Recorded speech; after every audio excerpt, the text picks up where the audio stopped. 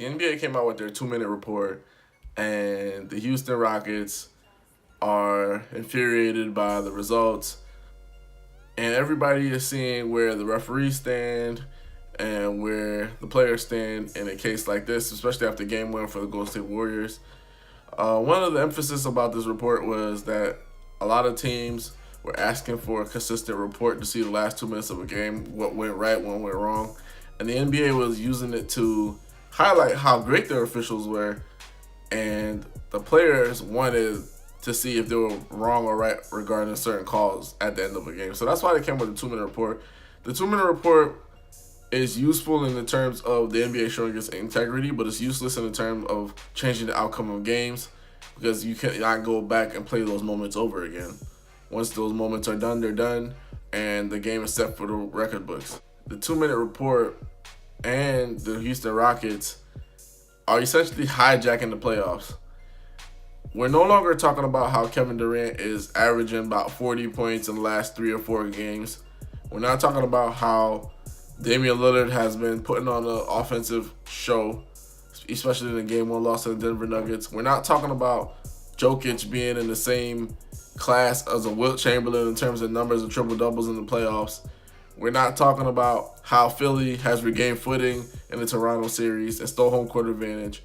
We're not talking about Boston Celtics really shutting down Giannis Antetokounmpo in the Milwaukee Bucks and holding them under 40% shooting. We're not talking about all these shocking things that are going on. All we're talking about right now in the playoffs is the officiating.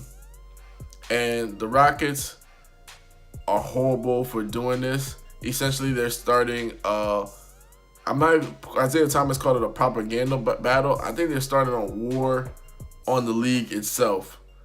The Houston Rockets and the whole entire cast and crew are starting a war against the NBA playoffs due to the fact that they lost the game based on, and I would say they lost the game more on poor play rather than officiating, because towards the end of the game, they were right there to win the game.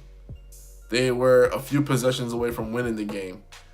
And you really can't say these missed calls or whatever the case cost you the game. It wasn't like it was a missed call and the game was tied and you shot the shot and it didn't go in or nothing. You got fouled. You know, it wasn't like I think it was there was a game Houston played against Golden State where James Harden shot a 3. He got fouled. They won the game anyway, but let's just say he missed a shot and he got fouled. That game more so during the regular season, you could say they cost them the game, but that wasn't the case here. The Rockets, what they're trying to do is they're trying to take the emphasis off their play. They're trying to make this not emphasis about which team is better, but emphasis about which team is getting the whistle. And when you do something like that, what you're doing is you're taking the emphasis off you being a contender. You're taking the emphasis off James Harden being an MVP caliber player. You're taking the emphasis off the Houston Rockets being a NBA Finals championship team. Complaining about the officials, especially in a game where you have plenty of opportunities to win. James Harden steps out of bounds, even though Steph bumped him or whatever the case is. It's funny because Steph bumped him, he steps out of bounds, but the whole night he's been pushing off the whole night. And they don't call anything. So he's been bumping people too the whole night. So what about those offensive fouls that were missed? Are we not going to talk anything about that? So you had opportunities to win the game, and you didn't win the game. You had opportunities to lock up, and you didn't lock up. You know, the Houston Rockets haven't been hitting shots. James Harden personally went 9 for 28, 4 for 16 from 3. That's horrible. PJ Tucker had 0 points. Clint Capella had 4 points. So what they're doing is they're taking up the emphasis off of Clint Capella, James Harden shooting poorly, Chris Paul having a negative plus minus. That's what they're doing. And what they're doing is they're setting a dangerous precedent for the officials going forward. Because what they're doing is they're saying, like, okay, you gotta watch the calls. Now what's gonna happen is every time that Houston makes a mistake in terms of landing spot or whatever the case is, they're gonna get called for it as well. And as you all know, even James Harden, he was in the space of Stephen Curry when Stephen Curry took a shot in game 1. And Stephen Curry had to actually scissor his legs so he wouldn't land on James Harden's feet. So the same thing you're complaining about is the same thing that you're doing. So this was really horrible on their part. They look like sore losers, and they look like they want people to forget that they had a horrible game, which nobody's going to do that. You know what I'm saying? The Houston Rockets shot 41% from the field and 29% from the three. They shot horribly the whole entire game. And what everybody's trying to say now is, guys, hit your shots and make your shots. Here's the thing, though, that's really dangerous for the Rockets right now. You're leading the you want the officials to basically hand you a game, and the basketball isn't played with the officials handing over games. Basketball is played between two teams, not a team and an official. That's just the basic point. And now the fact that you're want an emphasis to be put on landing zones.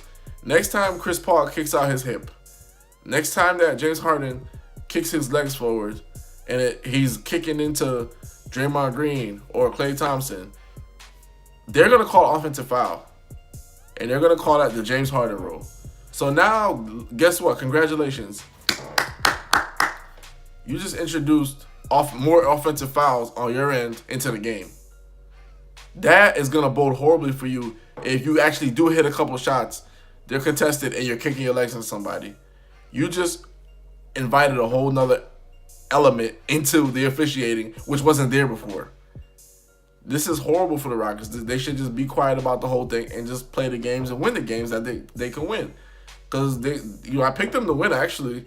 And now after this, it's just like, that pick, it makes me look a little bit foolish, because I thought they were going to come in and say, forget the refs, forget this, forget that. We're going to ball. We're going to play bully ball, physicality. We're going to win the series. No. The complete opposite. They're playing finesse. They're kicking their legs out, looking for calls. It's completely crazy.